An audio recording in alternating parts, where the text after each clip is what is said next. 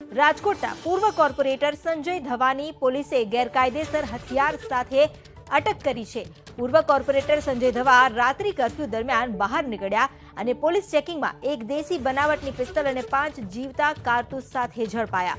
પોલીસે પૂર્વ કોર્પોરેટરની કાર પણ જપ્ત કરી વધુ કાર્યવાહી હાથ ધરી છે। આ અંગે વધુ જાણકારી આપી રહ્યા છે સંવાદદાતા પરાક્રમસિંહ। જી પરાક્રમ।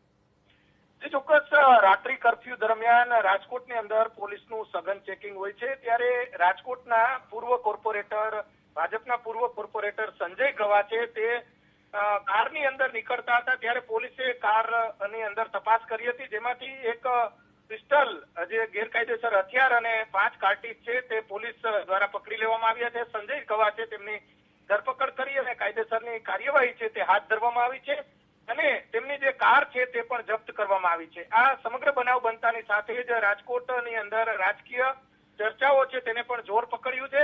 સંજય ગવા એ ભાજપના અગ્રણી નેતા છે અને કહી શકાય કે પૂર્વ કોર્પોરેટર પણ રહી ચૂક્યા છે, ત્યારે તેમની જે ધરપકડ પોલીસ દ્વારા કરવામાં આવી છે અને કાયદેસરની કાર્યવાહી છે તે હાથ ધરવામાં આવી છે। જી આભાર આપનો જાણકારી આપવા માટે।